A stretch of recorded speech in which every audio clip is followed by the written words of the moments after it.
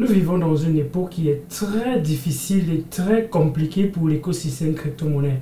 Je dirais même c'est dangereux ce qui est en train de se passer actuellement dans l'écosystème crypto-monnaie. On est dans une certaine euphorie. Quand on voit les comportements des gens avec la crypto-monnaie qui perd un peu de valeur, on voit comment des personnes commencent à s'affoler. Des personnes commencent à simplement être mécontentes parce que leur projet a perdu quelques pourcentages. Et donc, on se pose la question, qu'est-ce qui est en train de driver les personnes vers l'écosystème crypto-monnaie? Est-ce que c'est réellement le gain ou bien c'est réellement le fait que les gens soutiennent des projets? Les gens, quand ils arrivent dans l'écosystème crypto-monnaie, on peut se poser la question, qu'est-ce qui les a amenés dans l'écosystème crypto-monnaie? Je sais que pour plusieurs d'entre nous, c'est évidemment se faire de l'argent dans l'écosystème crypto-monnaie. Et que la crypto-monnaie, c'est un moyen peut-être beaucoup plus accessible et que plusieurs personnes n'y trouvent pas forcément des barrières d'entrée qu'on a dans d'autres écosystèmes.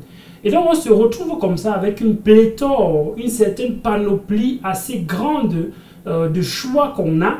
Et on peut se poser la question, qu'est-ce qu'on fait? Qu'est-ce qu'on choisit? Pourquoi on choisit X par rapport à Y? Quelle est la mouvance qu'il y a aujourd'hui autour de X par rapport à Y? Est-ce que c'est parce que X est plus intéressant, plus porteur, plus prometteur par rapport à Y, ou bien c'est simplement parce qu'il y a une certaine hype autour de X? Ce sont des questions qui sont très difficiles à répondre, bien évidemment. Et donc, je me suis un peu penché sur la question et je vais vous donner mon analyse claire dans cette vidéo, bien évidemment. La première chose qu'il faut noter, c'est que un projet, pour que cela avance, pour que cela puisse, à un moment donné, arriver à un niveau de maturité, il faudra une communauté. S'il n'y a pas de communauté derrière un projet, peu importe les bonnes valeurs que ce projet peut avoir, ce projet finira tôt ou tard par mourir. S'il n'y a pas de l'adoption, s'il n'y a pas de l'utilisation, s'il n'y a pas une communauté qui est prête à tout pour pousser les personnes qui sont en train de développer, d'avoir la confiance que ce qu'ils sont en train de faire est quelque chose dont cette communauté en a réellement besoin, à un moment donné, le projet peut simplement plier bagage et partir, bien évidemment, parce que vous n'imaginez pas que les porteurs de projet, ils développent des solutions dont ils vont forcément dire que non, c'est simplement pour faire évoluer l'écosystème crypto-monnaie. C'est aussi parce qu'ils attendent qu'il y ait en retour une certaine adoption, une certaine utilisation. Et que les besoins qu'ils ont en train de résoudre réellement soient des choses dont les personnes sont conscientes et qu'ils utilisent réellement les solutions proposées pour ces besoins-là. Mais est-ce que c'est réellement le cas dans l'écosystème crypto-monnaie aujourd'hui? La réponse, c'est bien évidemment non. Si on essaye d'aller un peu sur CoinMarketCap et qu'on regarde les projets qui ont le plus d'engouement, le plus d'informations, le plus de volume de trading pendant ces périodes-ci, on va se rendre compte d'une chose très bizarre, c'est que les mêmes coins sont en train de prendre le dessus. Et même si les mêmes coins sont en train de prendre le dessus, ça veut dire qu'on est clairement dans une période de l'euphorie. On est dans une période où les gens ne sont plus là pour soutenir des projets, ils sont simplement là pour se faire de l'argent. On va acheter quelque chose aujourd'hui, demain on a vendu, après-demain on achète quelque chose, demain on a vendu, on participe au airdrop, c'est pas parce que le projet est intéressant, mais tout simplement parce qu'on veut se faire de l'argent.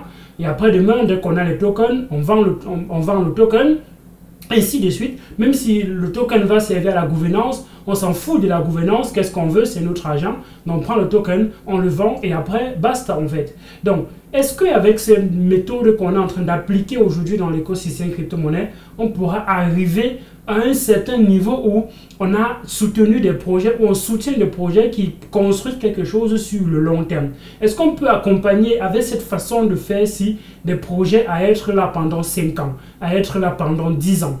Parce que plein de ces projets peuvent finir par disparaître. Imaginez-vous aujourd'hui, on lève des fonds sur un projet. Dès que le projet se lance, il n'y a pas d'engouement, les gens n'utilisent pas, les gens ne font rien avec, les personnes qui ont acheté le token, c'est simplement pour revendre. Et à un moment donné, ce projet peut finir par disparaître. Et la majorité de projets aujourd'hui, qui ont même des fondamentaux solides, parfois on se dit à quoi sert l'analyse fondamentale? À quoi sert réellement les fondamentaux d'un projet encore aujourd'hui? Qui sont ceux qui font réellement une analyse fondamentale d'un projet aujourd'hui? Quel est le nombre de temps que les gens mettent aujourd'hui à vraiment dire dans l'écosystème crypto-monnaie? Les gens mettent peu de temps à dire dans l'écosystème crypto-monnaie. Qu'est-ce qu'ils font? Ils regardent autour des réseaux sociaux. Qu'est-ce qui a le plus de hype? Qu'est-ce qu'on parle beaucoup? Quelles sont les tendances du moment? On parle d'intelligence artificielle, alors c'est la tendance. Un projet qui va dans l'intelligence artificielle, on achète, si on se fait un peu d'argent, on vend et on attend la prochaine tendance, ainsi de suite, ainsi de suite, ainsi de suite. Est-ce qu'il y aura forcément des personnes qui vont extrêmement devenir riches de cette façon-là? Il y aura très peu de personnes qui peuvent devenir finalement riches en faisant comme ça, parce que plein de projets vont peut-être mourir. Et si plein de projets peut-être meurent, alors on sera en train de faire x1 sur les projets, x2 sur des projets, quitter d'un projet à un autre, faire x2, x2, x2, x2, x2. Mais après, ce sont des personnes qui vont se plaindre qu'on n'a jamais fait x100, qu'on n'a jamais fait x1000, on n'a jamais fait x10 000, on n'a jamais fait x30 000. Pour faire des performances de x30 000, x40 000, x50 000 sur certains projets, il faudrait attendre pendant longtemps. Il faudrait que ce projet traverse un bon nombre de choses et que la communauté soutienne ces projets. Et la communauté aujourd'hui n'est plus là pour soutenir des projets. Plusieurs projets n'ont plus cette communauté qui est prête à se mouvoir pour le projet, qui est prête à se donner bec et ongle pour soutenir les valeurs de ce projet, pour défendre les valeurs de ce projet.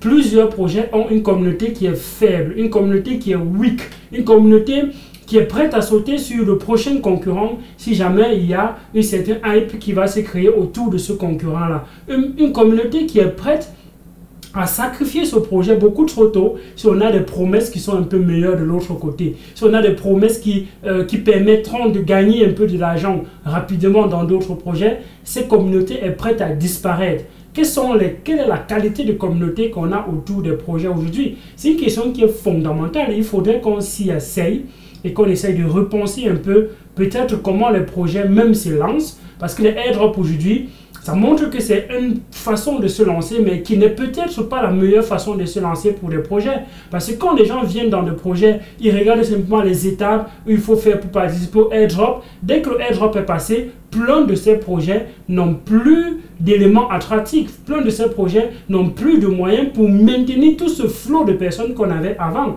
Certains vont aller jusqu'à simplement mettre les vesting schedules. On dit qu'on va bloquer votre crypto-monnaie pendant un certain nombre de temps. Mais en faisant ça, est-ce que ça retient réellement les personnes dans ce projet? Ça, ce sont des questions qui sont difficiles à répondre, bien évidemment.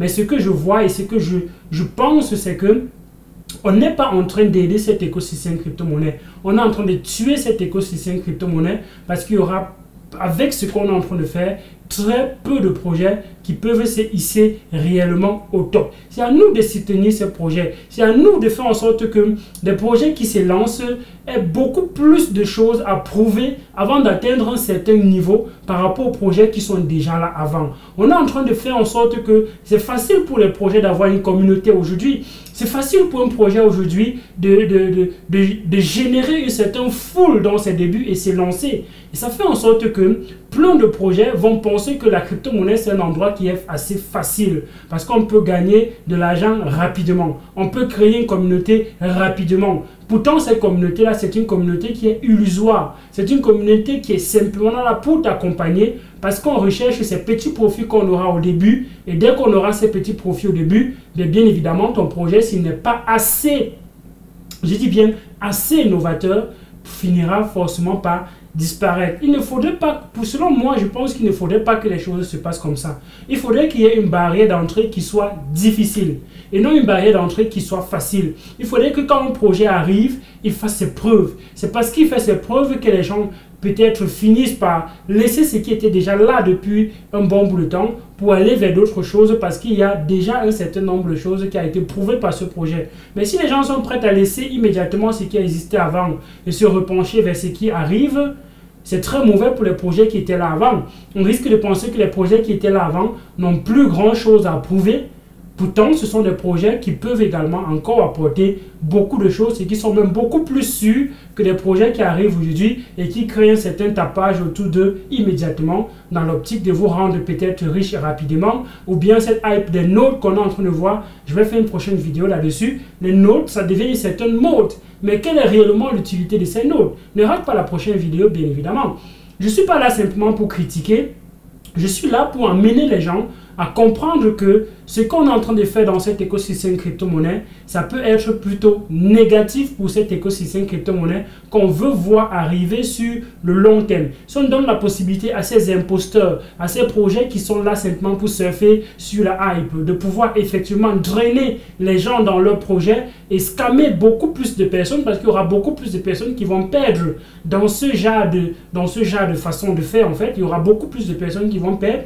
Alors, c'est plutôt quelque chose qui est négatif pour l'écosystème crypto-monnaie. Il est temps pour les personnes comme nous d'adresser ce genre de problème. Partage avec d'autres personnes, partage avec la communauté pour qu'ils puissent comprendre que ce qu'ils sont en train de faire est peut-être négatif, même pour l'écosystème dans lequel on voudrait s'enrichir demain. C'est un peu comme si tu te tires une balle dans ton propre pied.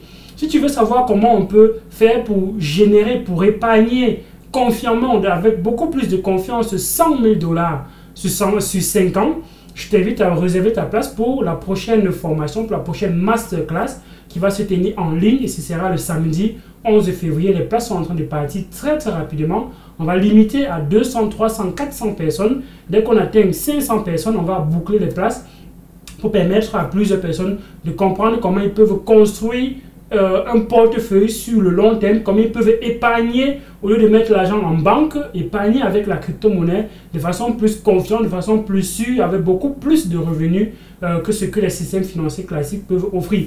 Ne rate pas cette masterclass, le lien c'est en description de cette vidéo. C'était Elvis Coin, je porte bien. Il y a d'autres vidéos. Ciao!